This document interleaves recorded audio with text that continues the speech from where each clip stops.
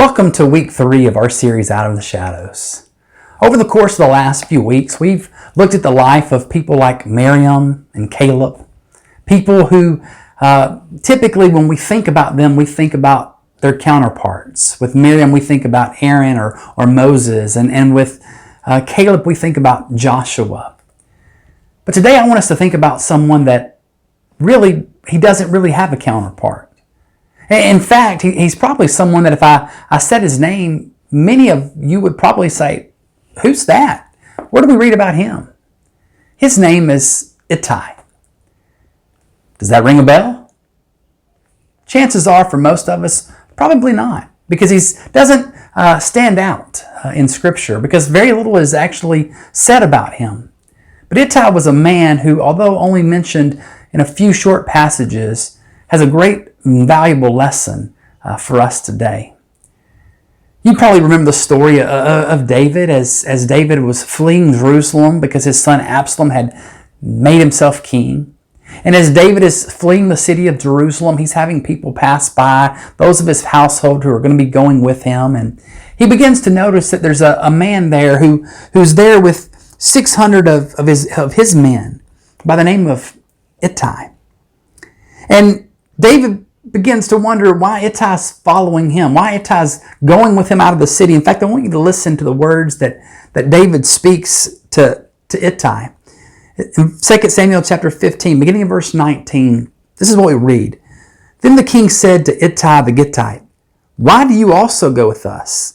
Go back and stay with the king, for you're a foreigner and also an exile from your home. You came only yesterday, and shall I today make you wander about with us? Since I go, I know not where. Go back, take your brothers with you, and may the Lord show steadfast love and faithfulness to you." So as David is fleeing and he looks up and he notices he has this group of 600 men from Gath who are there, who are passing before him. And all of a sudden David begins to wonder, well, why are you going with me? You really should go back to where the king is. You go back to where Absalom is, because you don't want to follow me. This is going to be hard. This is going to be difficult. This isn't your fight. In fact, David goes on to say, you've only been with me for a short time. You don't need to do this.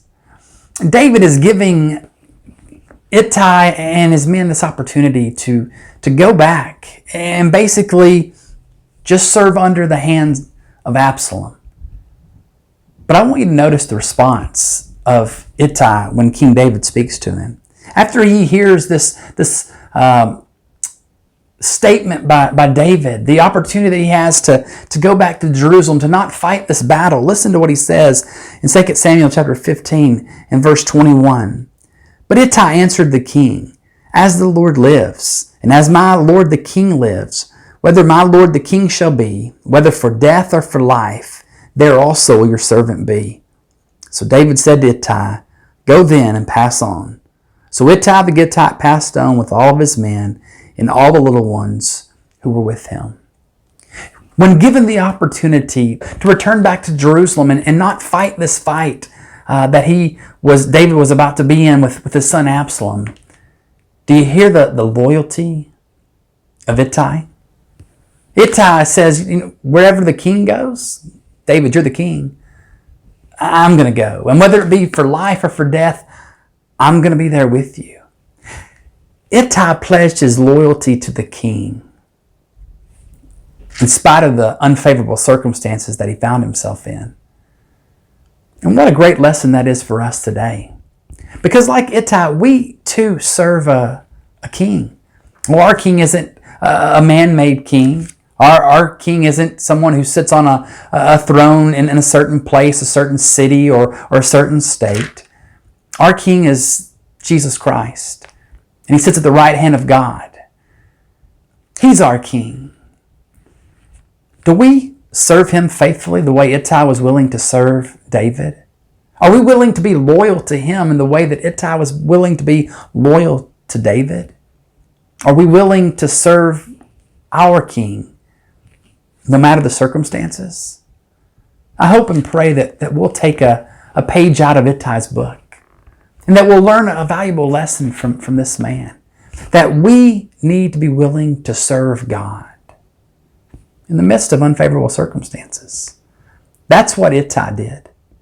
And if you read on a couple of chapters later, you begin to find out that David makes Ittai one of the commanders of his army. He rewarded his loyalty. Someday you'll stand before the Lord in judgment, and He'll look over your life, and He'll look to see whether or not you and I have been loyal to Him. And if we have proven our love for Him, our faithfulness to Him, if we've pledged our loyalty, not just in our words, but through our actions, then the Lord will reward us for our loyalty, just as David rewarded Ittai for his.